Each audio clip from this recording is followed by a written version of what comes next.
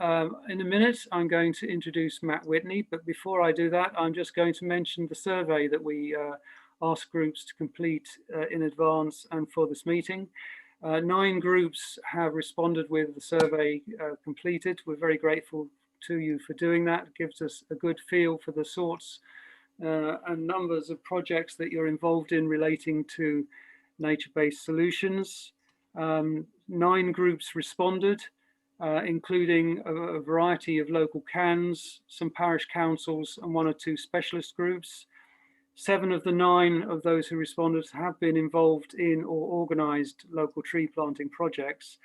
It looks like an enormously wide range of projects as well, anything from 6 to 800 tree projects, anything from planting trees on group members' land, local landowners, to local parks, working with parish councils, or in one case across a whole town. And we're going to hear from John later about that example in Stonehouse. Just a quick word on challenges. The challenge that was mentioned most frequently in survey responses relating to trees was finding land. And a comment from one group that particularly stood out for me was that the group finds finding volunteers for planting new trees easy, but it's much more of a challenge to find volunteers for the ongoing management and care of the trees after that. So that's possibly a theme that we'll return to in discussion.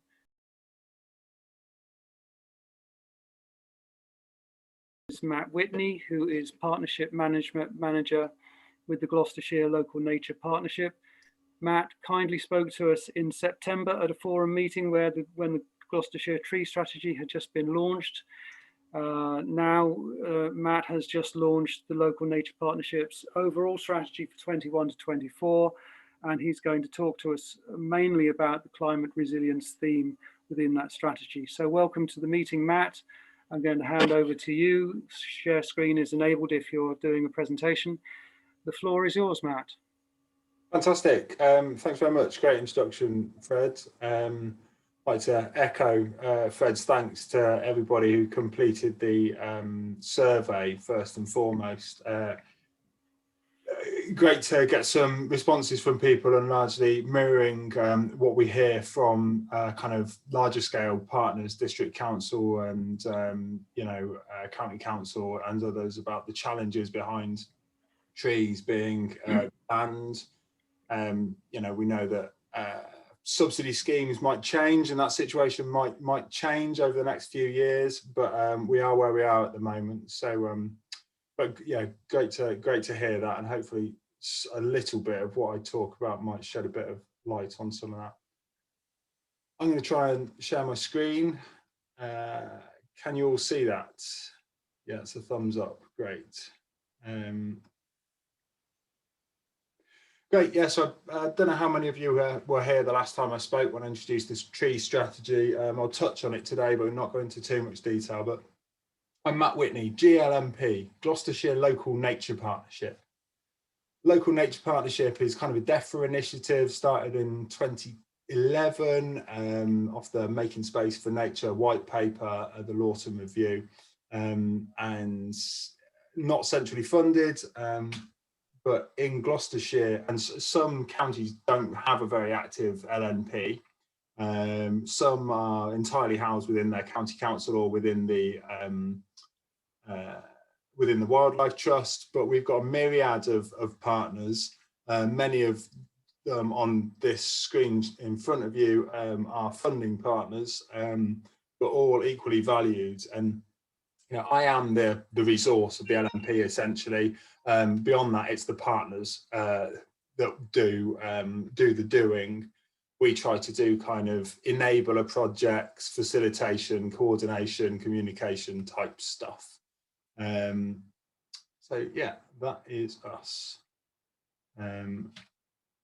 So we, following significant consultation with partners, we've developed a new strategy for this current funding period. As Fred suggested, we'll look at number 2 here. A lot of words on this screen, but you can see immediately next to the numbers the 5 themes that we're looking at. It's putting nature at the heart of decision making, and these themes broadly talk about different areas of decision making, I suppose you might say. So yeah, we'll focus on section 2, which is climate resilience.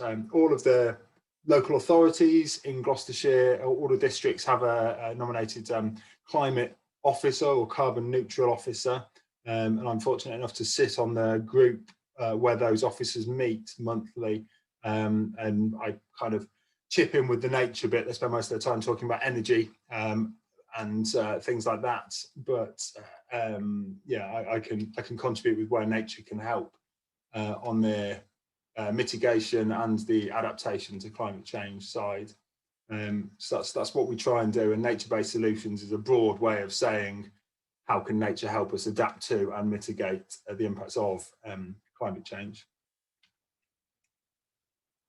So you'll appreciate how big an area this is to try and tackle for a partnership. As I say, we're trying to look at where we can add value, where we can bring partners together, where we can facilitate them to be bigger than the sum of their parts, if you like.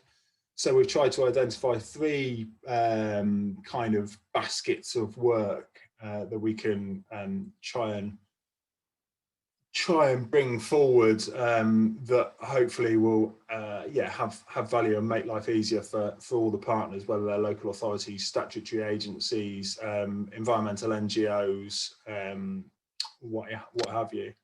So a couple of screenshots on here. The top one's NFM, natural flood management. You'll hear a lot more about that from Rosemary shortly. And the bottom one I thought might amuse or provoke some of the people on this call. That's the Chief Exec of Gloucestershire County Council, Chief Exec of the Wildlife Trust, and I believe that might be Siobhan Bailey, but I might be wrong there. I might have the face identification wrong. Yeah, looking like they're about. Matt, it's Ellie Harrison. Oh, thanks very much. Looks a bit like Siobhan, but not enough, clearly. No, nothing like Siobhan. It's definitely Ellie. Thanks. Anyhow, the point being that the LMP is a space where we're trying to bring partners together to do good stuff for nature. So what's my next slide? Yes, so there's these 3 baskets of work. One is to try and figure out what specific projects need to be brought forward. So to identify and champion projects that work with natural processes to deliver this climate resilience. To do that, we've started to develop a portfolio of projects, big landscape scale projects that will have strategic importance in the county, trying to promote them really. So I'll talk about a couple of those specifically in a second. Second basket of work is to identify and leverage funding. This is going to be a big chunk of work for me and the partnership over the next 6 to 12 months, and something that's really exciting and can hopefully help you guys in what you're trying to do. And then the third bit is to support partners to deliver the tree strategy. As I said, I won't speak too much about that because I know others on this call will talk about tree related stuff. So 4 big projects. We've got this project portfolio that's got projects across the whole county of varying scales, but largely we're trying to look at landscape scale projects. These 4 are the 4 that are closest or most closely aligned to Stroud district. First one is this idea of a regional park. I think we're moving away from that terminology, but talking about 7 sides. So this is basically a crass way of looking at this is we need space for people to enjoy nature. There is quite a lot of that at the moment, but not enough. And COVID has shown us how important it is. COVID has also shown us that too many people going to our beautiful, special, high-value nature reserves trashes the nature reserves, and so we've got a problem there. We've got a problem with messaging about, yes, we want you to go and visit nature, but we want you to go and visit it respectfully.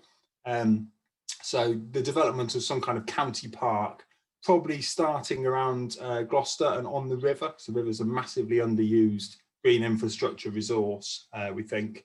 So how can we get people into that landscape, using it for health and well-being, etc., to kind of take the pressure off some of the kind of honeypot sites that we have in the county. Second big project that's been talked about, it doesn't tick it doesn't float everybody's boat, but the idea of a Gloucestershire forest, hang on, I've got separate slides on each of these. Go into more detail, there we go. So that's the extensive vision for the regional park location, that black line which you can see broadly around the Severn Vale. Conscious of time, Gloucestershire Forest. So this is talking about trees loosely between Western Burt and Lower Woods, which is at the south of, it's actually mostly in South Gloucestershire actually, Lower Woods.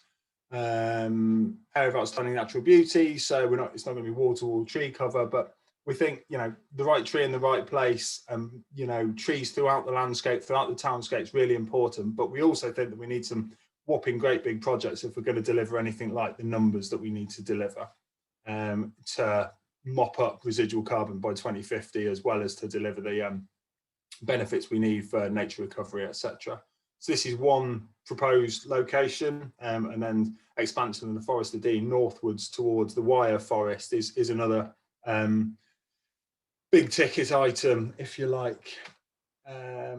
Stroud Landscapes project is a specifically biodiversity focused project that's led by a National Trust, but working with tons of different partners, largely looking at doing species rich grassland. And then a fourth project that we're looking at, and you know, there's varying schools of thought on this situation, and you know, is it going to be Standish instead of Stonehouse, Stroud Water, who knows? But any major transport infrastructure needs a appropriate green infrastructure to make it work, to improve its active transport links, etc. So that's something that we're looking at promoting within our prospectus and projects as well.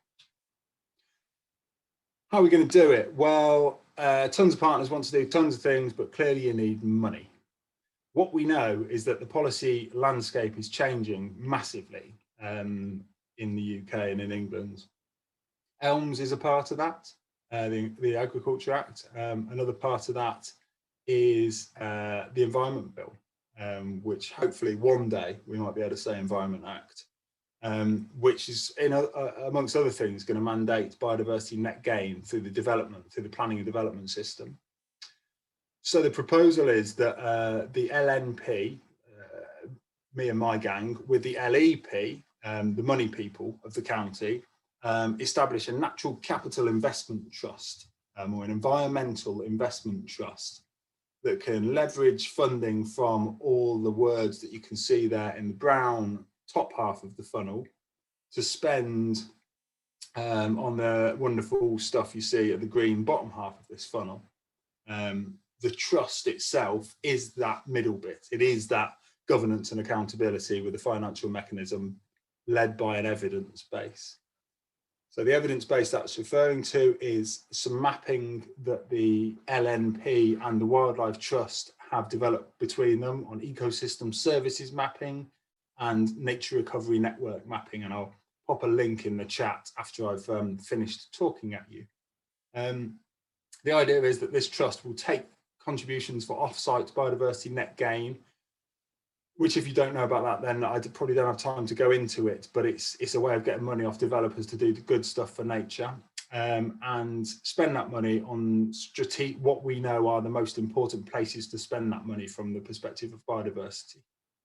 We also want to create some kind of a carbon market for Gloucestershire. Now, how true to actual market trading that is, or whether it's just trying to get money from various places to spend on trees, I'd go for the former, actually, because doing this with the LEP, we've got the potential for really close ties with the business community, and we know that industry and business is a significant part of trying to deliver net zero.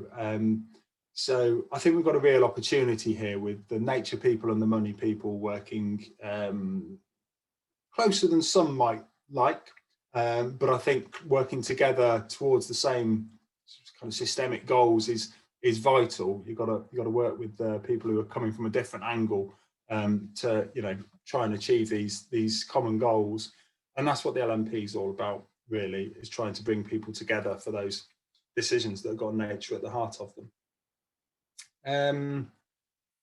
How close are we to 10 minutes, Fred? You're practically there, Matt. Have I got any more slides? Ah, there we go. That's excellent. So we won't take questions now, though, but I'll look forward to them shortly. Thank you very much, Matt. That was great. Our next speaker is Rosemary McCloskey, who is the Rural Sustainable Drainage Project Manager for Stroud District Council. Obviously, Rosemary is going to talk to us about the SuDS scheme. Just before she does that, I'm just going to mention that the survey that was conducted prior to the meeting did also contain some questions about rural SuDS. And just so you know, of the 9 groups who completed the survey, only 2 had some involvement in rural SuDS schemes. So it's clearly a little less known and familiar to groups than obviously the tree planting schemes that people have been involved with. However, that being said, 6 of the 9 groups did express an interest in principle in getting involved in some way. So that provides your intro, Rosemary. Away you go. Thank you very much. Thanks very much, Fred. And apologies in advance. There's a little pop-up that keeps coming up on my screen that I occasionally have to press OK to. So it's another IT issue from working from home. So I'm Rosemary. I'm the Rural Sustainable Drainage Systems Project Officer, otherwise known as the Stroud Natural Flood Management Project. And I'm just going to give a sort of brief overview of the project, a history of how the project got established and some of our successes and next steps as well. And you may find that if you have a project idea for the district, I can give you some information about how to maybe get involved with the project as well. Oh, that doesn't want to change. Oh, there we go. So we all should be familiar with the flooding in 2007, which impacted a lot of the country, and Stroud was no exception to that. We had over 200 properties impacted in 2007. And following on from that, the communities set up flood action groups and campaigned for better protection for residents from flooding in the district. And there was a lot of discussions between flood action groups and the community members, Stroud District Council, County Council and the Environment Agency as to what measures that we might be able to put into place to better protect residents. Some, conventional, traditional engineering schemes were considered. The likes of quite a big concrete dam was suggested for the Slad Valley, and that was quickly rejected, mostly because it wouldn't protect all residents across the district. It wouldn't have been cost effective, but not least the fact that it would very much upset the beautiful landscape character of the Slad Valley. So working with natural processes was then considered as a viable option, and in 2013 the Environment Agency commissioned a scoping study to formalise opportunities for natural flood management in the district. And then we got funding in 2014 through the English Severn and Wye RFCC, the Regional Flood and Coastal Committee. It was initially funded as a pilot for 3 years and then extended, and now it's been extended again this year to 2026, which I think is a glowing indictment for the project, and it's really great actually to get that level of support, that long-term support through the RFCC as well. And we also get our project funding through Gloucestershire County Council and Stroud District Council, and the landowners and NGOs give us support in kind as well through their labour and equipment and knowledge as well. And we've got a lot of partners in the project as well, the likes of Wildlife Trust, National Trust and Natural England. So just to look at our catchment area, the Stroud Froome catchment is a 260 square kilometre catchment draining from Cotswold Escarpment through Stroud and down into the Severn. It is quite a steep valley catchment. I think I've got a topography map, yes. Very steep valleys. I work in sort of 4 sub-catchments, so the Nailsworth catchment, Painswick, Slad and the upper and main Froome catchment as well. Very steep, and we've got interesting geology here. We've got oolitic limestone interspersed with lias clays. So it's very porous in places, and then we get some clays in the valley bottom, which influences what sort of natural flood management solutions that we put into place as well. And then we've got, flat scarp on the top and arable on the top, very steep valley sides that are often graze and pasture, and then down into the valley bottom that are clay lined, and that's all heading towards Stroud. So it gives you an indication of why Stroud floods. So an example of some of the techniques we use in the project, we use a lot of leaky dams, which are like beaver dams.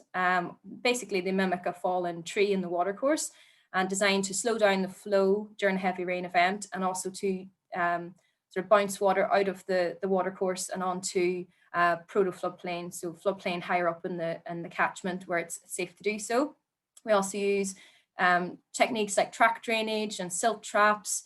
We create wet woodlands and reconnecting the floodplains through things like re-meander schemes. There's a picture of one there in Horsley. And we've put a lot of ponds and bunds into farmland as well, mostly intercepting overland flow and creating some storage and attenuation opportunities during heavy rain events. And we've done quite a lot of tree planting as well, mostly to kind of, again, create surface roughness, intercepting flow pathways, and also to improve infiltration as well.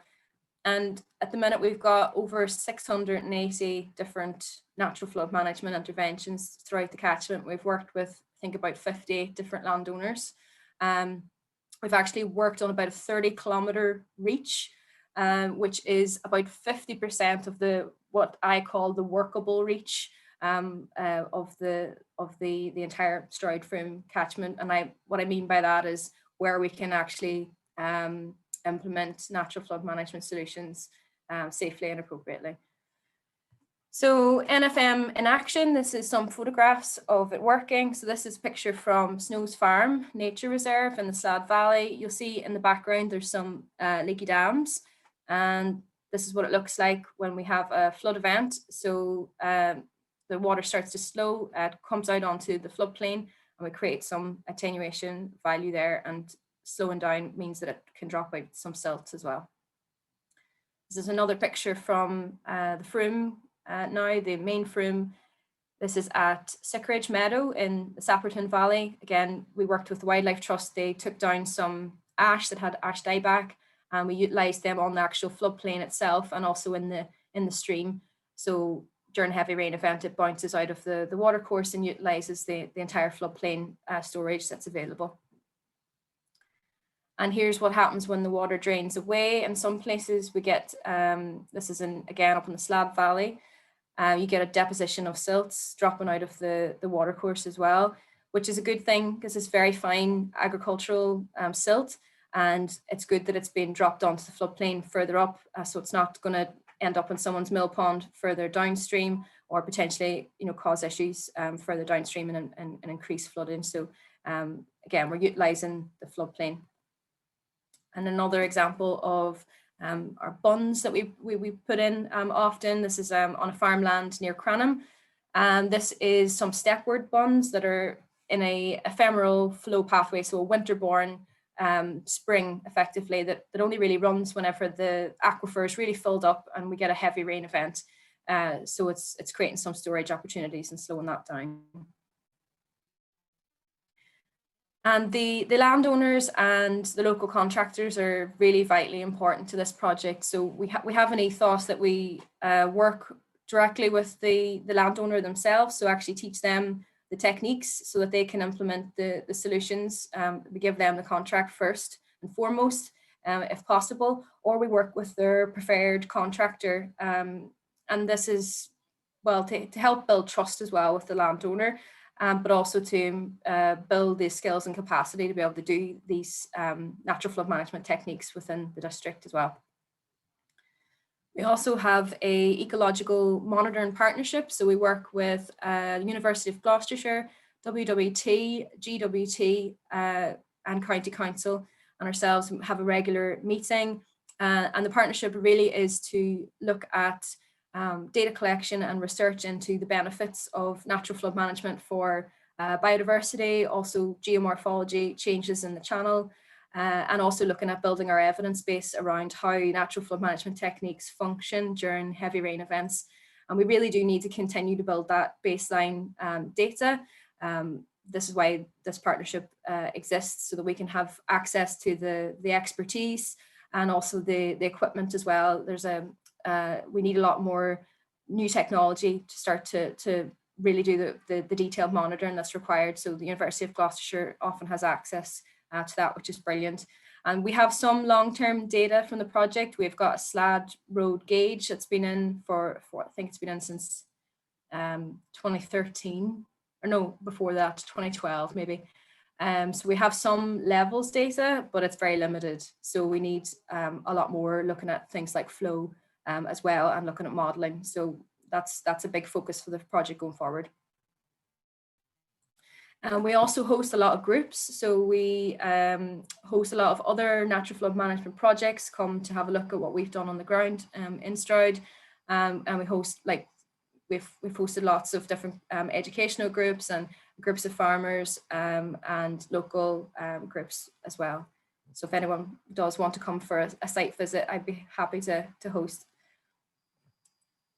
So what's next for us? Well, we've got another 6 years of funding. So it's continuing on to build our portfolio of work, engaging with new landowners. We've got a lot of new landowners actually in the district since COVID, which is interesting in itself, and continuing to build relationships with our existing landowners and watching how these NFM techniques function over time as well. You know, looking at things like maintenance and their efficacy over a longer period of time. And as I said, a big focus will be monitoring and research and trying to build up our evidence base for this stuff as well.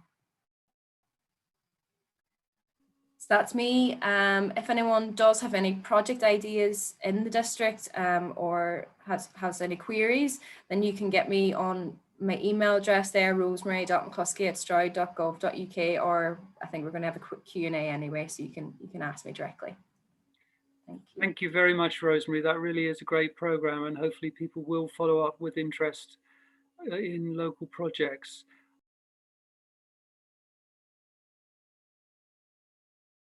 Our third speaker is Clare Mahdiyone from Stroud Valley Project, who is going to talk to us about Stroud Valley Project's approach to local tree planting and management schemes. Claire, we're going to have Nick controlling your slides, I believe. So Nick, if you could set up Claire's presentation for her, that would be great. And we'll crack on with that. So over to you, Claire. Thank you. Yeah, I'm afraid my broadband's so bad that if I talk, you can't also see the presentation. So I don't quite, yeah. Thanks, Nick.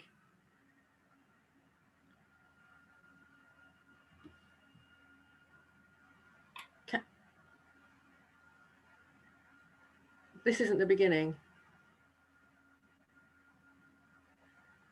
Thank you.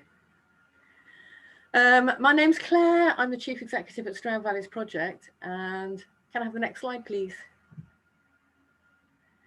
We've been planting trees, and as has already been said, the essential ingredients for tree planting from our point of view are finding the land to plant the trees, having the trees to plant, and then having a lovely bunch of volunteers to do the planting. We've worked with the Gloucestershire Local Nature Partnership, and we have been supporting them in the whole thing about the right tree in the right place. And that's key to all the planting that we do. Next slide, please. According to the Gloucestershire Tree Strategy, Stroud District currently has 11% of tree cover, and we need to increase this by 20%. So that's our target. I don't actually have the number of trees that represents, but that's the target that we're aiming for. Next slide, please. And the reasons for tree planting are varied at the moment. I think Matt touched on a bit, but when you're looking at trying to obtain trees from various different places, you can plant them for climate change, for nature recovery, as Rosemary's just said, for reducing flooding. Some funders will also fund it to increase community involvement and for the health and well-being of participants. And sadly, the other reason that we're getting lots of trees is to replace trees that have died from ash dieback. We've got quite a large percentage of ash trees in Gloucestershire. Next slide, please. We've been obtaining free trees from various different places, and we've been supporting groups to get them. So we've had trees from the Woodland Trust, TCV, which is the Conservation Volunteers, used to be BTCV, the Forestry Commission. We've also have put a call out and had donations from people, so we're able to provide trees. Most of the trees that I'm providing at the moment tend to be fruit trees because none of the other funders are that keen on funding them. CPRE Gloucestershire also has a fund for ash dieback, and any community groups or parish councils or CAN groups, in fact, can apply for £500 to buy trees and protection to replace any trees that have died from ash dieback. And in addition to that, the County Council have also got a fund that you can apply for as well. Thank you. Oh, what happened there, Nick? This land availability, thank you. I want land availability next. Did you skip that one? So land availability, and I think, you know, it is the most difficult thing, finding the land. And what we've done is we've done a call out for land and found various different opportunities of different sizes. The scale of tree planting that we've been doing has been for individual farmers and landowners. Some landowners have got big bits of land. Some community groups have their own land that they would like planting up. We've also been working with parish councils and public open spaces, as well as Stroud District Council as well. We've also worked with several CAN groups. I've seen a few faces here today, and I know that we've worked with a few of you providing trees. Schools as well are also have land, and quite a lot of them are quite keen to plant trees with children. So we've done quite a lot of that. There's also gardens and allotments and verges and hedgerows. So we're actually looking at all the opportunities, small or large. You know, the larger opportunities are going to be taken up by, you know, groups like the County Council and the Local Nature Partnership.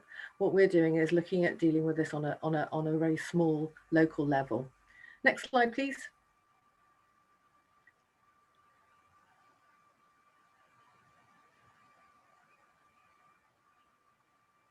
Is he gone?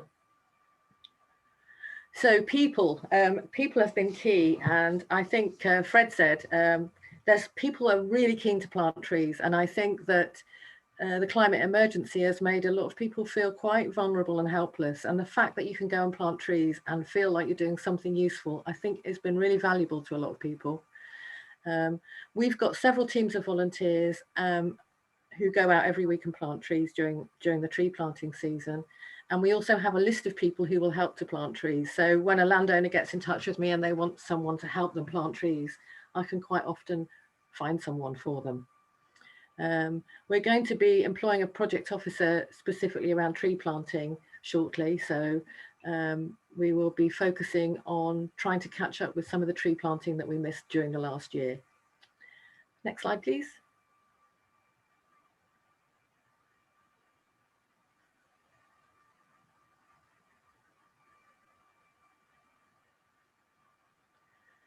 So I thought I'd show you some pictures of some of the tree planting that we've been doing over the years. We've been planting trees in the Stroud district for over 30 years. This first one, yeah, keep going, Nick.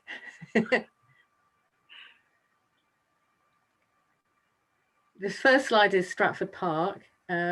We started planting trees there in 2014. The trees at the back there, we planted in 2014, and I think we planted 3,000 then. And that seemed like quite a lot of trees. These trees are the ones that we planted last year. Next slide, please.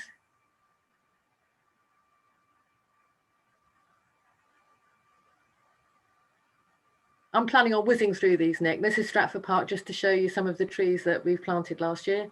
Next slide, please.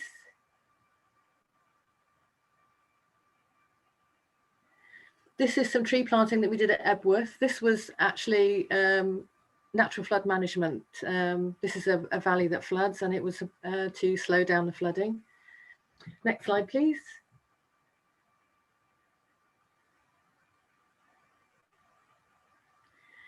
This is in the Slad Valley. This is a group of people clubbed together to buy a piece of land, and you can see tree planters in the background. We're planting a hedge line along there, so there was just a two rows of barbed wire fence that we're replacing with a hedge line, and I'm hoping to provide them with some fruit trees as well, and finish off planting the hedge line this year.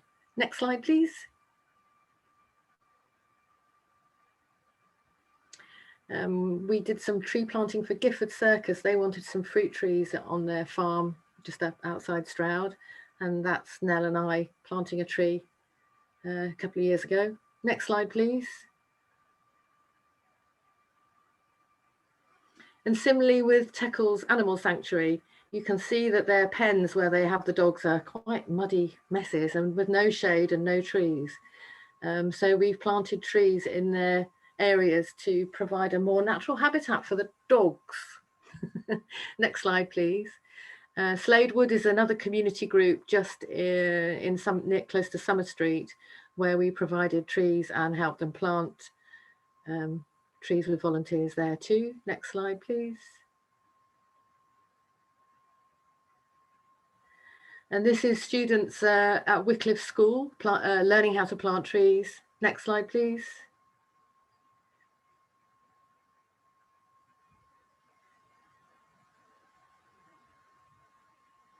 And that's the tree almost planted. Next slide, please.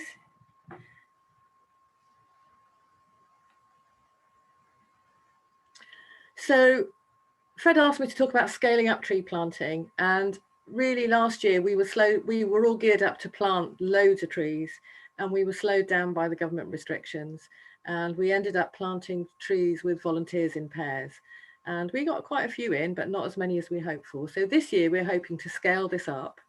We're going to be planting a 5-acre field with Stroud District Council. There is a field just next to Stratford Park in Salmon Springs, where we'll be planting a small woodland and creating a habitat for translocating reptiles and amphibians. We'll be obtaining more native trees to plant and also supporting other groups to do trees. So if any of you need any help with funding applications, once we have our tree planting officer, they will be able to help. We're going to be making a call out land for more land now, suitable for tree planting. We did this last time and we were surprised. I mean, I think one person found us about 8 pieces of land. And so I think if you find the right people who know the right people, you can find bits of land. And I think, you know, we're looking at planting anything from 10 to 5,000 trees. So the pieces of land that we're looking at are much more varied than they were before. We'll have more money to spend on a project officer to lead more volunteers, so we should get more trees actually in the ground. And the other thing that we'll be doing is organising tree planting workshops. And the whole thing about the right tree in the right place is key, but it's also about the way that you plant them. And I've seen so many trees planted too closely together and planted at the wrong time of year. So what we would like to do is support groups and provide them with tree planting workshops so that they plant the right tree in the right place and in the right way. And of course, the other thing is that we're always looking for more funding to do that. So next slide, please. And that's everything I wanted to say, really. That's one of our project officers, Richard, planting trees. Thank you, Claire. That's great, and particularly good to hear about your plans for next steps and scaling up the operation. I'm sure everybody would want to join me in thanking you for the support work you do with local CANs in getting tree projects off the ground.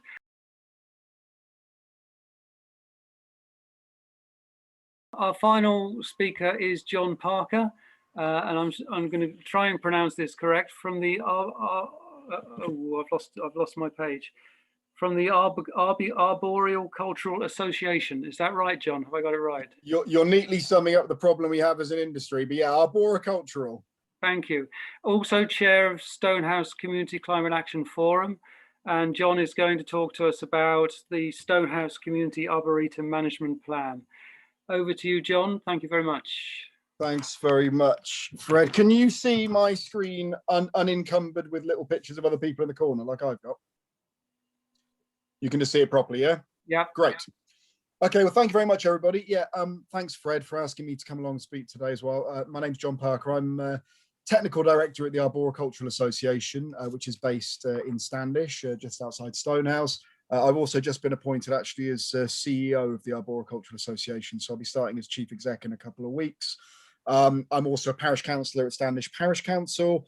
As you said, I sit on the Stonehouse Community Climate Action Forum, and I'm also a trustee at the Doverow Hill Trust, a trustee at Westonbirt, and I'm leading on the Stonehouse Community Arboretum stuff. So all things trees and a few other things and various other hats over this way. So thank you, everybody. I put this presentation together very hastily, cobbled together. So apologies for that. I hope there's no typos in it. Bit of background to what we're doing in Stonehouse. You know, the importance of trees is very well recognised now. Trees are high up the agenda politically and publicly. That's fantastic. We're obviously pleased with that as arboriculturalists. But the emphasis at the moment seems to be almost exclusively on climate change and biodiversity. And whilst that's obviously really important, trees, particularly urban trees, multifunctional infrastructure, they do loads and loads of benefits. And when we just focus on biodiversity and climate change, what you get is the mass tree planting of native trees. Now that's fine in some circumstances, but in an urban area, it's disastrous. We cannot look at the mass tree planting of native trees in urban areas. It just doesn't work. And I can happily explain why later. Tree planting is where the emphasis is. People forget that there's years go into producing a tree that's of a decent enough size to plant, and maybe 100, 200 or 500 years of maintenance come afterwards. The bit where you chuck it in the ground, the sort of 15, 20-minute bit, that's the sexy bit. That's the bit that everyone likes to go and see. People aren't quite so keen on all the rest of the work that goes into it. Also in all this tree planting chat, open grown trees, one of our most important habitats, often forgotten about. Natural regeneration, it's like free tree planting, often forgotten about, and urban trees. And that's really where arboriculture and I suppose the points that I'll be making come into. So that's all the background. What I'm about to talk about, the Stonehouse Community Arboretum Management Plan, is going to be out to public consultation, hopefully this week. I'll make sure you all get a link to the document when it comes out. If anyone's desperate to see it, then email me and let me know and I'll send it around. So the aim of the Stonehouse Community Arboretum is to turn Stonehouse into an arboretum, the whole town, including all of the trees that we've already got, whether they're on public or private land, encouraging new tree planting, of course, but also looking after the trees that we've got, protecting the existing trees and looking after them properly. This isn't an arboretum where you have to get admission or go through a gate or hidden behind a wall or a fence and you've got to pay money. This is an arboretum for everybody. We want to create a unique identity for the town and for the surrounding area. We want it to benefit everyone, and I'm going to talk about that a bit in a second. And the hope is that other public bodies and other private landowners are going to subscribe to the principles of the Arboretum as we're setting out in this management strategy. And I'm going to run through some of the key points now. So we've got what we call the Stonehouse Tree Charter. There's kind of 5 main key policy areas which set out how we're looking at approaching this.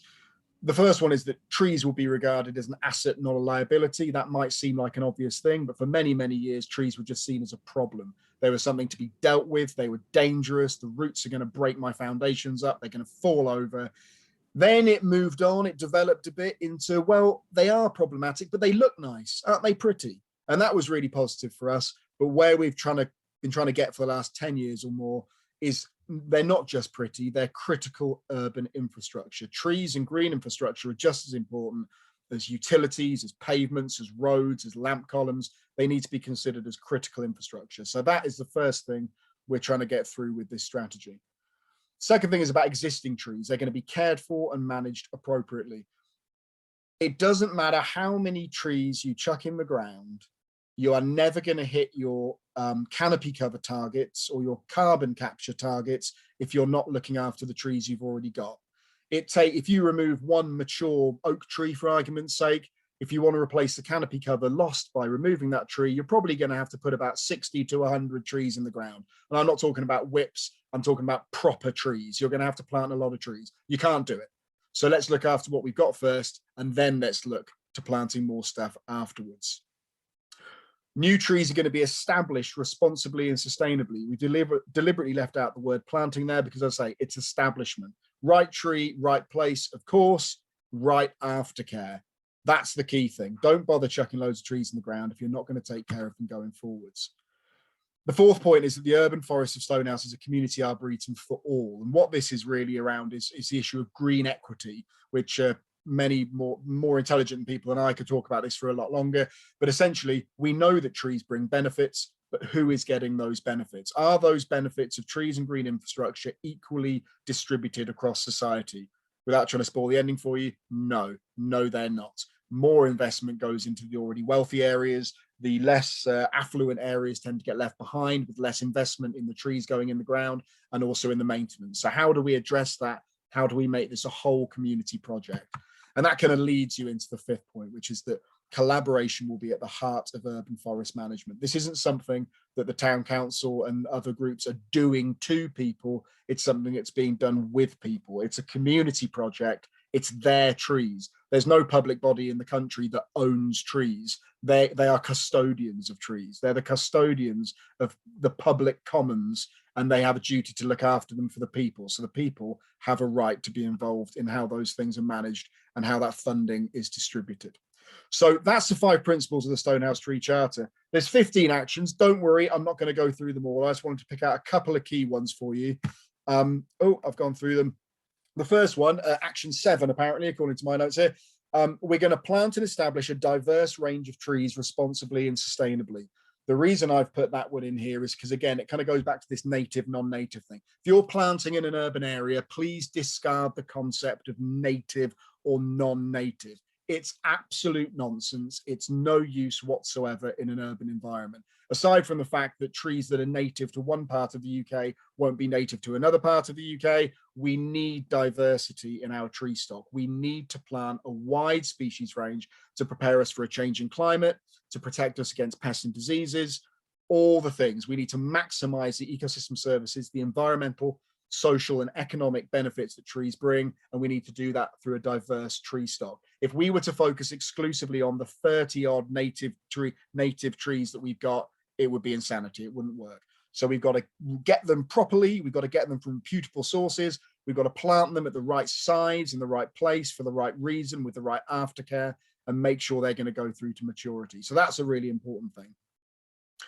We're going to work to ensure that at least 95% of all newly planted trees are still alive 3 years after planting. Now, the reason I've included this is this actually quite a big deal, because we're not doing tree planting targets. We're not going to promise to plant 1 million trees or 50 million trees or 100 million trees or wherever the latest escalation numbers have gone, because that's not really much use to anyone. We want to have a target for establishment.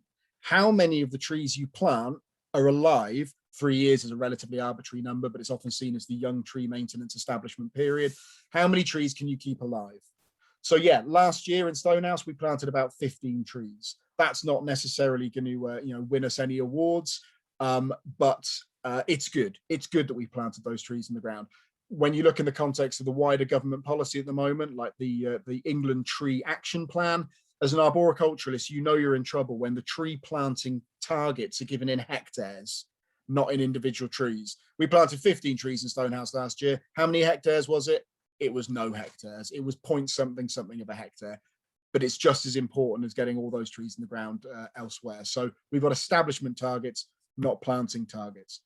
And also part of this community involvement, and I'm mentioning this in case any of you are in or around Stonehouse and you fancy getting involved, we're going to set up a Stonehouse tree group to help deliver the objectives of this strategy. This can't be done by one person. It can't be done by one local authority or one town council. It needs to be done by everybody who looks after trees, who maintains trees, who's interested in trees. And we want to form a group to reflect all of those different influences and all those different interests from across our community to put the proposals of this plan into action. And I'm sure there's some of you on the call I'm really hoping we'll be able to work with in the future. So that's a very, very quick whistle-top tour through all of it. The document isn't online at the moment. I can email it to you quite happily. It's about 24 pages. It's not huge. And it goes into all those points in much more detail and explains why we're doing it the way we're doing it. But yeah, Fred, I'll send you a link and you can circulate it when the document's online. Otherwise, I can email it to people. But other than that, john@trees.org.uk. Please get hold of me whenever you like. And the picture there, by the way, is an enormous sycamore in Stonehouse on Maiden Hill. Non-native sycamore, terrible for biodiversity, aren't they? No landscape value, no. Non-native tree doing amazing stuff as an open grown tree, valuable habitat just outside Stonehouse. So please come and visit, and I'll take you on a little tree walk and show you everything we've got. Thank you very much. Thank you for that, John. That's great. Fascinating to hear about your whole town, whole community approach. And obviously that perhaps has implications for what other towns in the district might contemplate doing at some stage.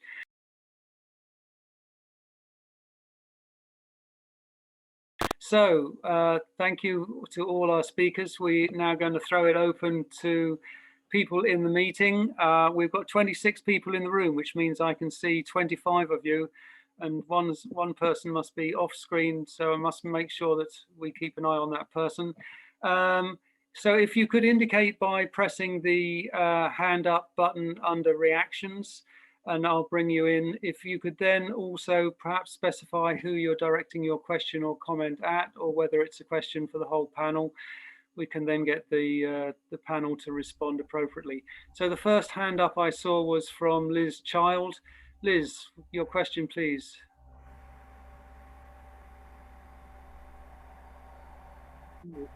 Liz. Yes, I'm there. Okay. Okay. My question is largely for Matt. Farming world is increasingly interested in agroforestry as part of its moving towards regenerative agriculture. Can GRNP link with this opportunity by directly working with NFU?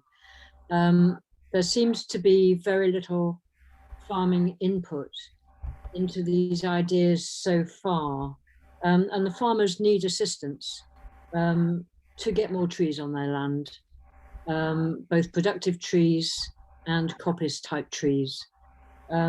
So can there be more connection between the two areas of tree planting? So great question, Liz, and thanks very much for your contribution. A couple of things I'd say to that. Firstly, so we work really closely with the county rep for the NFU, and also with James Cox, the chair for Gloucestershire of the NFU. And we try and coordinate as much as we can with them on opportunities. We know that the landscape is changing dramatically, the policy landscape, the financial aspect landscape for farmers, and it's a changing place, and we need to be in that conversation and working with farmers to make sure that that change ends up being for the better, not for the worse. Not only do we work directly with NFU people, for instance, we co-hosted a kind of ELMS, what's happening in Gloucestershire and what do we think the SFI changes are going to be like. We co-hosted that with the NFU and had 100 NFU members, 100 farmers come to that session. But also we work with organisations like GWT, the Wildlife Trust, and like FWAG, Farm and Wildlife Advisory Group, who are essentially there. A huge part of their role is to work with farmers on different matters, what they can do with their land in terms of productivity, in terms of biodiversity, in terms of carbon, in terms of soil management, in terms of water management, whether that's quality or quantity. And we know that LMP partners, through working directly with farmers and landowners, planted, and at this stage we can only say planted, John, because it was last year, but about 100,000 trees in Gloucestershire. So that's just the stuff we know about, and it's just the stuff that was done through farm advice people. Largely, so a lot of those are hedgerows, a lot of those are shelter belts. So shelter belts are good news for many reasons, one of which is productivity. So we can actually say, look, instead of taking your field out of production and putting it to trees, and therefore you're no longer producing food, which is obviously a direct trade-off. We can prove that that's not necessarily a direct trade-off. If you do a shelter belt, for instance, then you can increase the productivity of the land leeward of the shelter belt, whether that's animals or whether it's crops, by obviously changing wind patterns. Agroforestry is, I think, a growing area. I don't claim to be an expert. My role means I have to be a bit of a jack of all. So I'm definitely not an expert on agroforestry, but I know that the Woodland Trust and loads of organisations have increasing interest in it. I think if we're talking ecosystem services, then it's a very good way of avoiding some of those direct trade-offs. So we do and will continue, in order to answer your question, to work closely with partners in the agricultural sector to put that stuff at the heart as much as we can. Does that help at all? Does that get somewhere near your question, Liz? Thank you. Yes, it's there seems to be a focus though on so the more conservation side, anyway, or the conservation approach, and I do wonder whether there needs to be just more connection between the agricultural world and the conservation world. FWAG has existed for very many years, and its impact, in my view, has been sort of not huge. And I just wonder whether we need to address the difference, the dichotomy really between agriculture, what it can do, and conservation. Thank you. Agree completely. Thank you. Okay, so next question is from Jane Robertson from Berkeley Vale CAN. Over to you, Jane. Hiya. My question is for Claire, actually. I'm just wondering how people can get on your list of tree planters, or on your list of people who volunteer and help to plant. Just get in touch with Stroud Valleys Project. I can put our website and phone number in the chat if you like. We do have a volunteer group that operates in Berkeley. We look after a site called Sarah's Field, where we've got a lovely orchard and wet grassland area. It is, it's lovely. It is lovely. We are going to be planting a few more trees there in the next year. Thank you for that, Claire. Let's bring in Adrian, who had his hand up earlier, and then Steve. Thanks, Fred. I wonder if I can be cheeky and ask two questions. First one to Rosemary is, would she like to sort of comment on what she felt might have happened to cause the flooding in Slad Road back in January of this year? And the other one is to Matt. Matt, brilliant sort of ideas that you sort of went through in your presentation about, you know, getting people to visit the estuary area rather than the honey pots, about the Arboretum. But has any of that been sort of put out to public consultation? Because I've not seen anything. Perhaps I've missed it. So thank you for being allowing me to be cheeky and get two questions in. No problem, Adrian. I think your second question was to John, wasn't it? No, it was to Matt. Oh, okay. It was about the nature partnerships plans around the Arboretum. Sorry. So Rosemary first. Sorry to intervene. Yeah, thanks, Adrian, for your question. And yeah, it was unfortunate that the Slad Road got hit again earlier in the, well, it was around 23rd, 24th of December, wasn't it? Right on the mouth of Christmas. The event was probably our most severe rain event since 2007. So we had reports of rainfall between 35 and 40 millimeters. That's already on really saturated land as well. And that was compared to the kind of 60 to 80 millimeters we were getting in 2007. So it did rain a lot more in 2007. That's true. But we did get less severe impacts on the Slad Road. We did get a few properties that they always get hit with where they are. But what the reports from residents were that it drained away a lot quicker this time than in 2007. That's partly because the road drainage at the bottom of the Slad Road is more maintained now, knowing that that's a pinch point at the bottom of the Slad. Also, after the 2007 flooding, there was some work done on the Slad Road culvert as well, to unblock all of that and to put a grill on there as well, so that the culvert itself isn't getting so blocked up, so that it can drain away.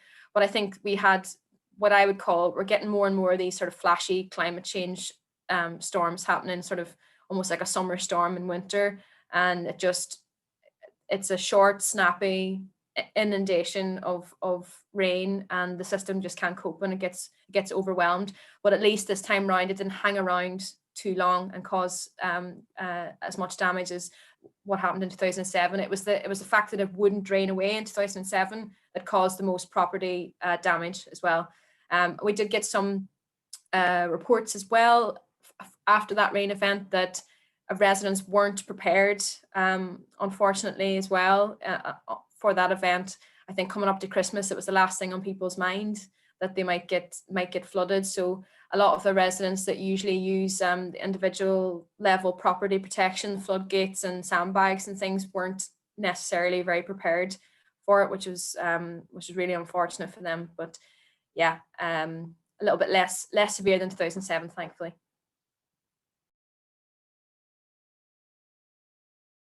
Shall I jump straight in? Jump straight in, Matt. Yes, please do.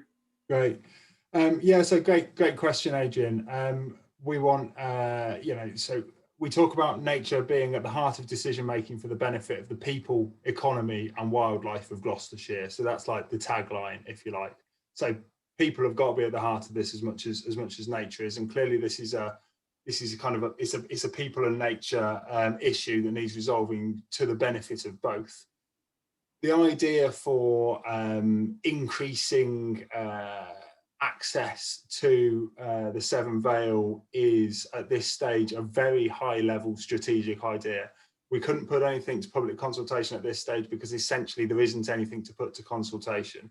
That black line on a map that you saw in my presentation was done from looking at data and taking some kind of metrics and figuring out, well, where might we put this boundary if we didn't consider land ownership or communities, or that's just from a kind of ecosystem services from what habitats are on the ground. So that's an arbitrary line that is only set out to kind of provoke, really, to try and start conversations and questions such as that which you've just offered. I really hope that the LNP can work with partners and be a place where partners can come together to really bring this idea forward.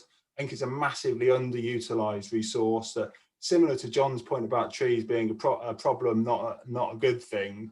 The Severn is from, in some ways it's an issue, right? If we think climate change, flooding, sea level rise, etc.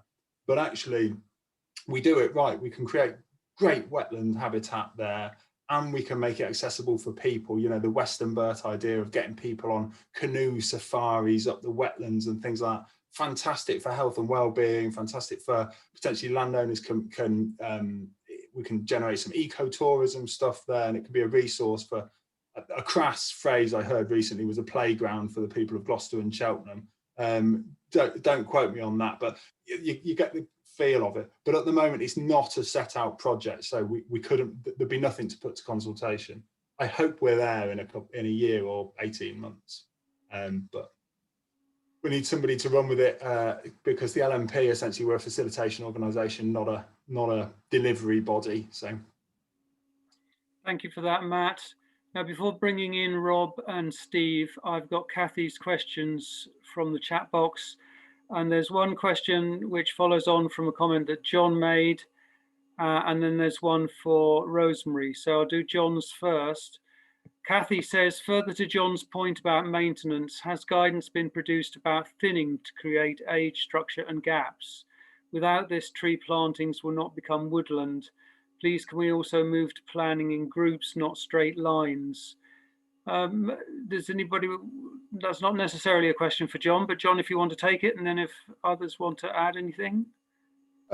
Yeah, I mean, I'd say that sounds more like sort of woodland management, which isn't really my thing. I'm more urban trees, but yes, I think thinning and tree removal from woodlands is part of good woodland management. And a lot of the time when we start getting caught up in the idea that tree removal is always bad, people forget that actually in woodland environments it's sometimes absolutely necessary and quite good to remove trees.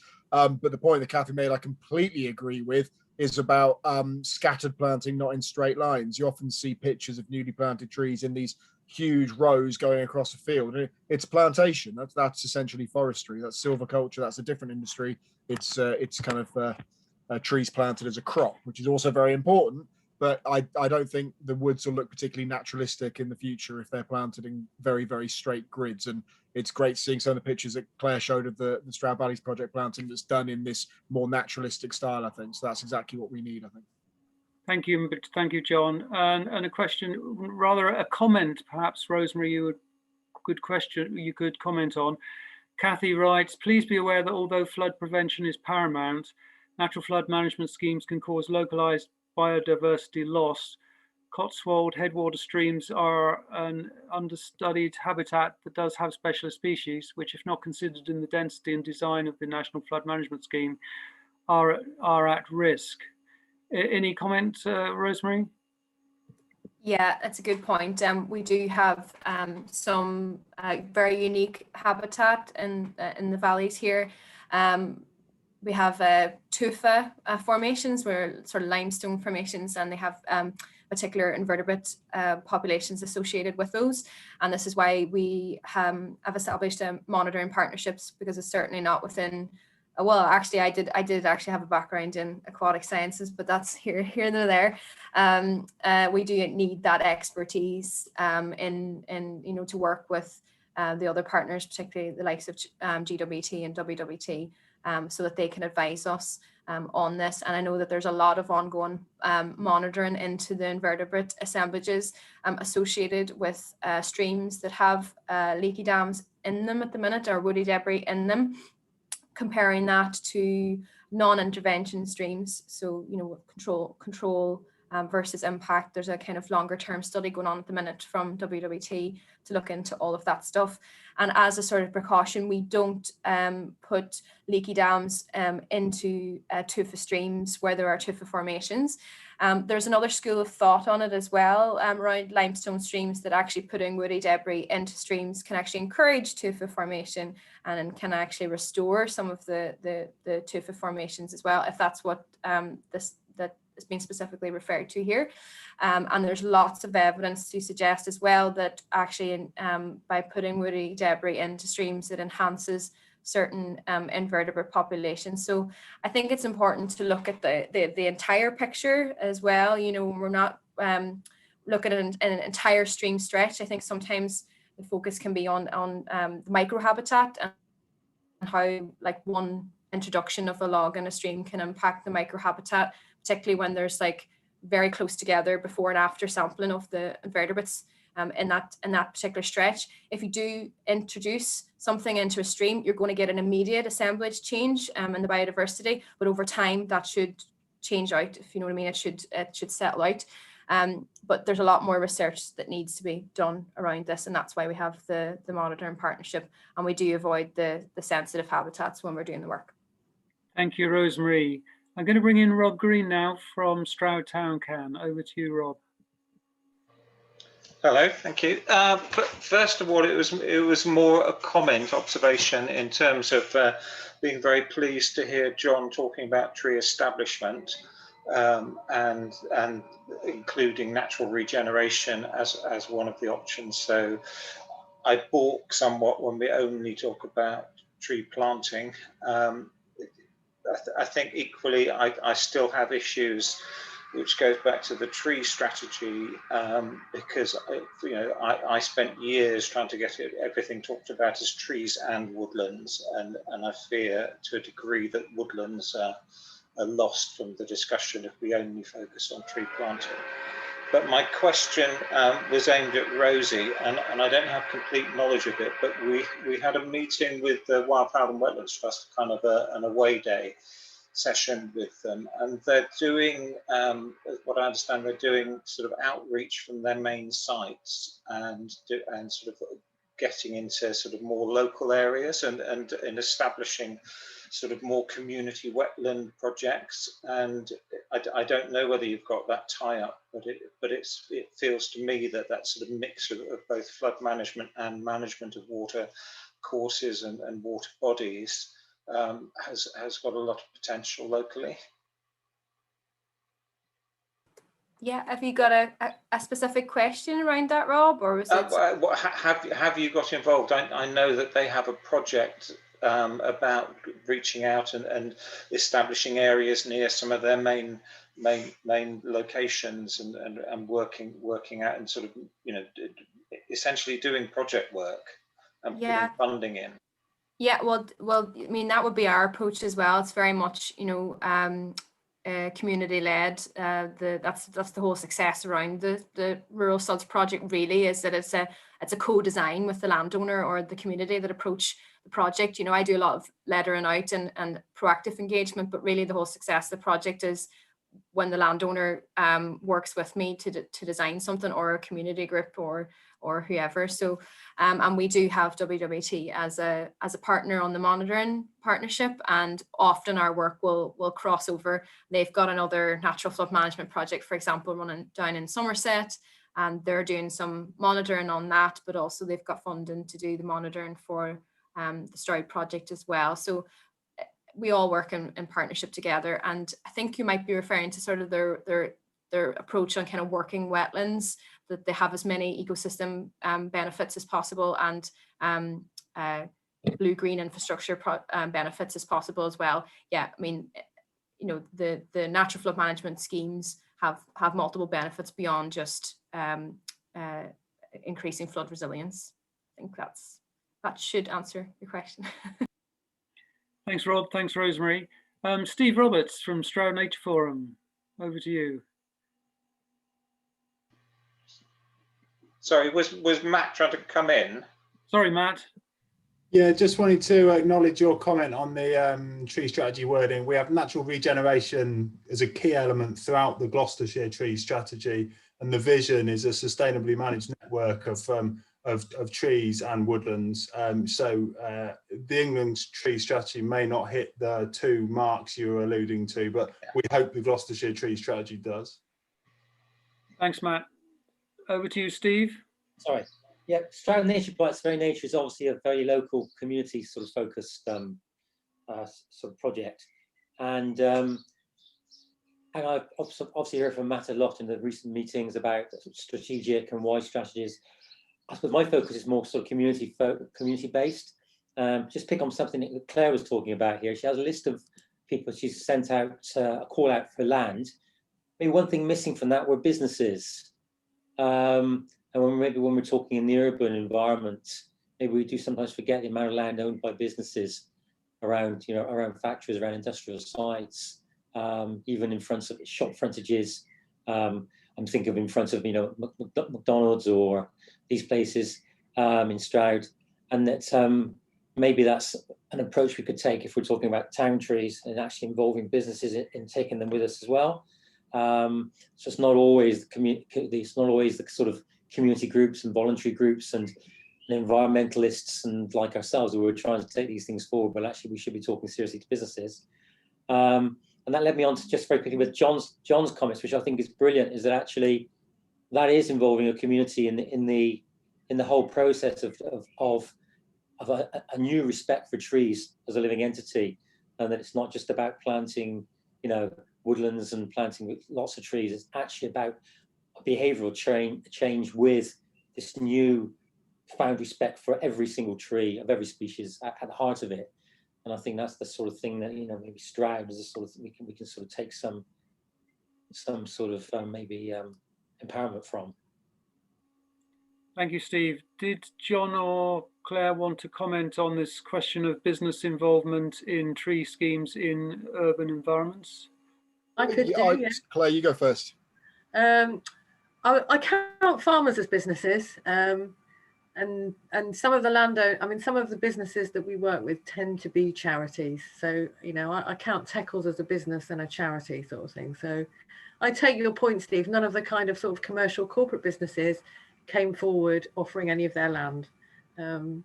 I think it's something that we could look at, but they didn't come forward in our first call out last time. Maybe I could do a focus on them this time. Thanks for that. I'll talk to you tomorrow. Yeah, okay. John. Thanks, Steve. I was going to say a couple of things on that. One is there was some very interesting research done a few years ago by Dr. Helen Davis at Southampton University. And if you want to drop me an email, I can happily send you the paper. But that was a quite an extensive review into business attitudes towards planting trees and how they felt about investing in tree planting. And quite surprisingly, businesses weren't just concerned about planting trees immediately outside their premises, as you might think. Many businesses also took the approach that actually our employees live somewhere else. They then travel to work. They want to come along these corridors. Therefore, it's good for us to invest in the wider environment and wider community. So there's some really good research been done on that. And I think you made a really good point there. That's certainly something we want to try and achieve through the Stonehouse Community Arboretum work.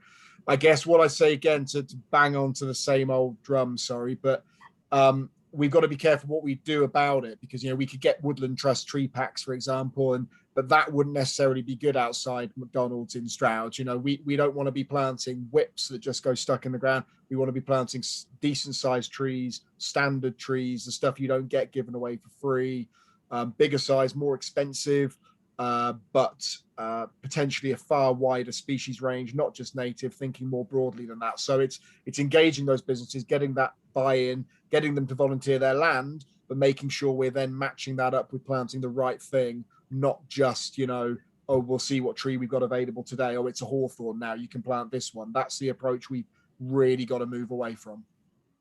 Thank you, John, and thank you, Claire. Phil, sorry, you've had your hand up for some time. I've only just spotted you. Over to you, Phil, from Rodborough CAN. Yeah, so Rodborough Parish Council have approached Gloucestershire County Council as part of their ash dieback scheme, and I want to thank particularly Claire and Stroud Valley's projects for providing their expert to help us make that submission.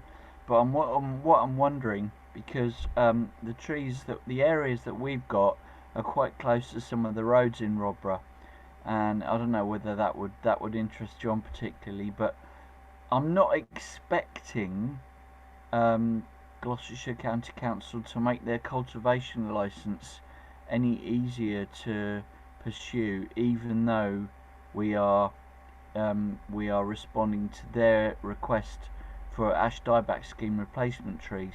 Have any of the speakers got any experience of that cultivation licence procedure?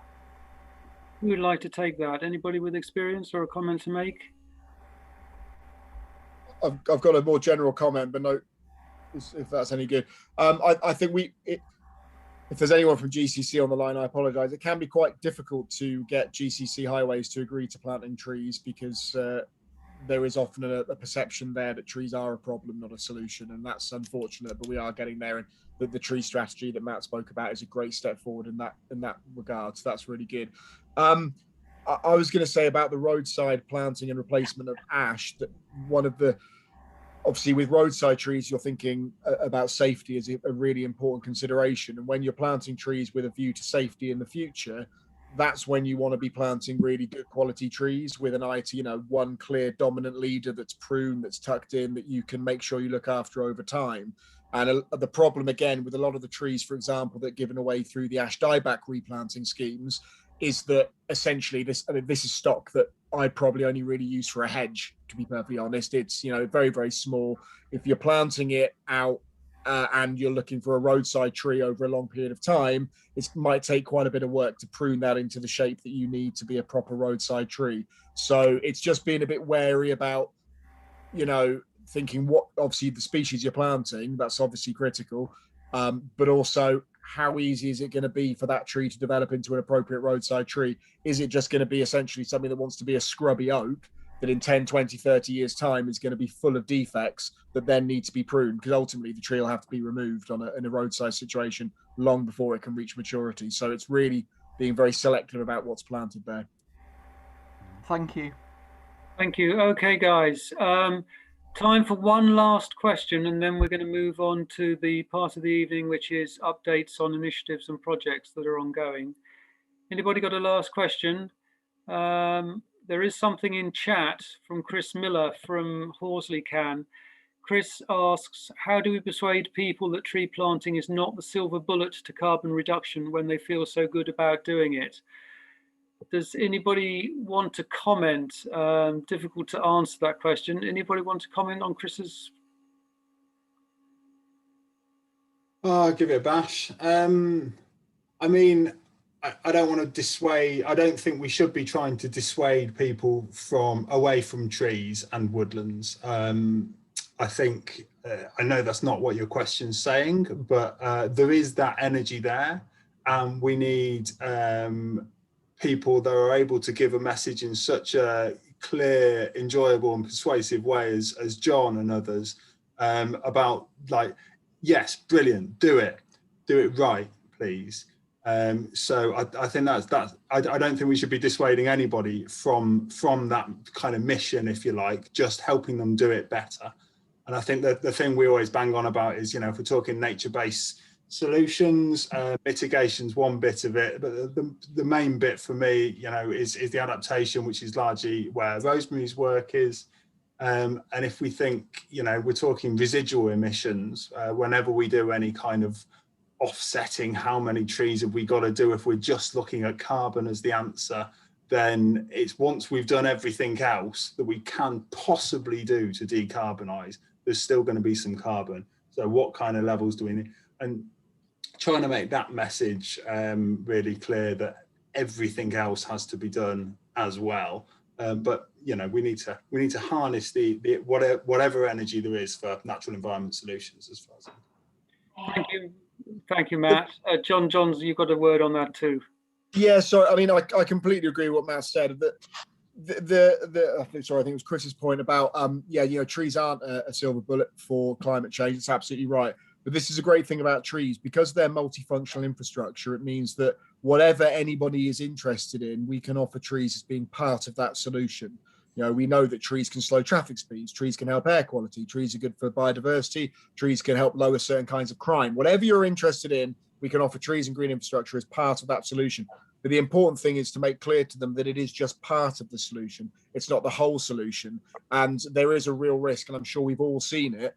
All these big corporations have now got into tree planting. Well, that's great in one way, but a lot of it's absolute greenwashing, and we know it. And I've seen cases, tens of thousands of trees going in the ground, and they die because all they want is the headline to say, we planted all these trees, and then they're not looked after properly. So we've got to capture their enthusiasm. We've got to work with it. I agree with Matt. We should never, ever dissuade anyone from planting trees, but we can't give them sort of almost false expectations. Planting trees is not going to fix the climate crisis. It's going to help in some ways. It can mitigate it locally. It's not the solution to it. And if we sell it as the solution to it, then we're selling ourselves short as well as selling trees short. Thank you, John. And I think on that point is a fitting point on which to end that part of the meeting. Thank you very much for the speakers for your contributions, and thanks everybody for an engaging discussion. I'm going to move us to that part of the meeting where we go on to project updates. I've got a series of project updates to run through. If anybody else has got anything they want to add towards the end, please be ready to be called in to give your update. So I'm gonna canter through these at a fair pace. So please stick your hand up. Yeah, Matt, that's fine. Thank you very much. And if John and Claire and Rosemary would also prefer to depart now, thank you. Please do feel free to do so whilst we deal with this business part of the meeting. Yeah, I'm going to have to go, sorry. Thank you so much, everybody. Thanks, Fred, and thanks all the speakers. It's great to see you all. Thank you very much. Yeah, thanks, everyone. Okay, so on to the updates. I wanted to first just to comment briefly on the local election results, because they were of some significance, where a number of people closely associated with local cans don't mind if I successfully elected the district council. Someone's got their microphone on and speaking over. If you could just mute for now, and I'll bring people in if they've got updates. So in particular, I just wanted to mention congratulations to Chloe Turner and Robin Layfield from Minchin Hampton CAN and Rodborough CAN respectively, who are now Chair and Vice Chair of the District Council's Environment Committee respectively. And Chloe Turner, of course, is also a County Councillor. Perhaps also to put a shout out for Martin Brown and Becky Oldham, who are also from Bisley and Brimscombe and Thrupp CANs respectively, who are now District Councillors. And we should also say a big thanks to Simon Pickering and Martin Whiteside for their huge contribution over a substantial number of years. They didn't stand this time round, but we should take our hats off to the work that they've done over the last few years on environmental issues. So whilst on the District Council, I also wanted to mention the strategy for carbon neutral 2030 that has now been formally adopted. There are some next key steps to tell you about very briefly. The first of which is that the Council is appointing a new Community Climate Action Officer, and that person is taking up their post in July, at the end of July. And that will enable a bit more community engagement to be delivered as part of the strategy.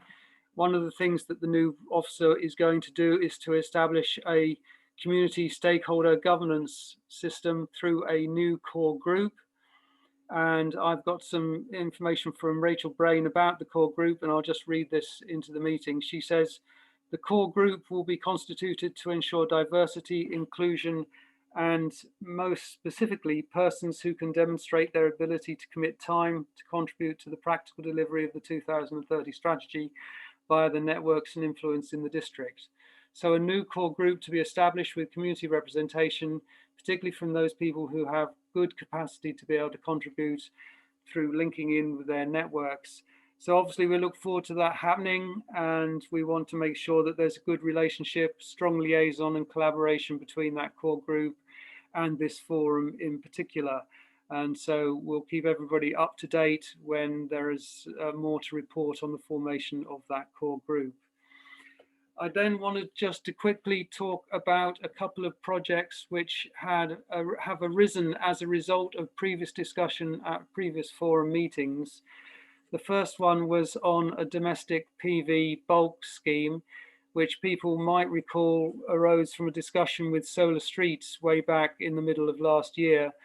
For various reasons, we weren't able to persuade Solar Streets to stick with us to deliver their scheme for local discounted domestic rooftop PV, but I have been working on an alternative local scheme, and after talking to several installers a few times and some marketing folk, we were edging our way towards a pilot scheme, but we have now put that on hold. And the reason that we've put that on hold is that the District Council is looking as if it's going to move forward with what's called Solar Together, which is using a national online platform to also promote a discounted bulk PV domestic install scheme. And it's a well-established scheme that's been run in various parts of the country. And Stroud District Council has opportunity to work with Solar Together because South Gloucestershire councils were organising a campaign for October of this year, and the District Council has opportunity to organise a campaign to coincide with that, and it just didn't seem to make sense to try and run two bulk discount domestic PV schemes at the same time to the same market, because after all, these bulk discount schemes rely on the numbers of people participating to achieve their discounts. So we'll keep everybody informed when we know more about the Solar Together scheme, and I'm sure that there'll be opportunities for local groups to signpost to the Solar Together scheme when it's launched over the coming weeks. So that was the first one. The second one was the Electric Car Club. Some folk will have been at the meeting where Co-Cars gave their presentation, and we raised the possibility of them setting up an operation in Stroud District. Since then, we've had the public survey, which was well supported. We had 480 responses, indicating a good level of support for establishing a local electric car club. We have subsequently facilitated meetings between Co-Cars, Stroud Valley Community Car Club and the District Council about setting up a scheme in the district. And I suppose the summary of how far we've got is that we are edging slowly towards a pilot scheme. We've facilitated a meeting with the County Council, for example, with their team who are working on a contract to roll out public EV chargers. And they were very positive about the notion of an electric car club and encouraged us to submit our requirements to them. So that was a positive meeting. The next thing we need to bite off is a discussion about the best organisational form for an electric car club in the district, and that requires discussion between Co-Cars and Stroud Valley Community Car Club about how they work together or alongside each other, or how that might work in practice. So discussion's quite slow moving, but they are moving nonetheless, and we're edging towards the pilot scheme. While we're on electric vehicles, I just wanted to put out a shout out for a meeting that Rodborough CAN are organising on the 23rd of June. It's a meeting with the title, Are EVs the Future of Travel? And Rodborough CAN have got various speakers talking about their experience to switching with electric vehicles. And I will circulate details of that meeting. I assume it's an online meeting. That's on 23rd of June. I'll circulate details of that in the post-meeting mail out when that goes out, hopefully by the end of the week. I'll pause there. Are there any questions about those updates so far? If not, I will plow on with a couple more. Okay, the next one was the National Lottery Climate Action Fund bid. People will be aware that we convened a partnership group to look at putting into a bid for the second round of the National Lotteries Climate Action Fund. That resulted in a Grace Network-led bid to set up a project which was about enabling and supporting new community and social enterprise initiatives on resource management and waste reduction. We have just heard earlier this week, at the tail end of last week, that our bid was unsuccessful, which of course is a big disappointment because a lot of work was put into preparing the bid, including a consultation with CANs. And I thank again those CANs who responded to our survey on initial views on a draft proposal that was put together. The good news, or the potential good news, is that the Grace Network want to see what can be saved from the bid and what can form the basis of bids to new and different funding sources. And they have already taken steps to reconvene the partner group to look at a way forward to try and get some funding for parts of the bid that was put together. So watch this space on that one. It's not going to be just let go. We're going to try and find a way of getting some of it done. And finally, from me anyway, some good news to end this little section on updates. Following on from the formation of the new Bisley CAN group in April, we've just supported an initial planning meeting with local stakeholders in Painswick. And it looks very much as if a new Painswick area CAN is going to be established over the coming weeks. And that would be really good to see another group emerging in the north of the district. So that's some good news. Also, if anybody else knows of any conversations that are taking place in areas without CANs about possibly setting one up, we'd be most interested in a conversation about ways in which we might be able to help. Okay, sorry, that was a bit of a canter through updates and of initiatives and projects. Has anybody got any other updates that they would like to speak into the meeting? This is the moment where you could do so. Anybody got anything they want to report to the group? No? Okay, that's fine. So the next meeting is earmarked for Monday, September the 6th. Topic to be decided. But if you could put September 6th in the diaries, that would be great. Just to thank everybody for their contributions to the meeting. And we've thanked our speakers already. I hope everybody has a great summer. Please do communicate with us if there's anything on your mind about ways in which we might be able to help, and views on future forum meetings. That would be gratefully received. So wishing everybody a good rest of their evening and a successful few weeks ahead. Thanks everybody, and see you in September. Thank you, Fred, for all your hard work. Thank you, Fred. Thanks, guys. Thank you. Thanks, Fred. Take care, everybody. Bye-bye.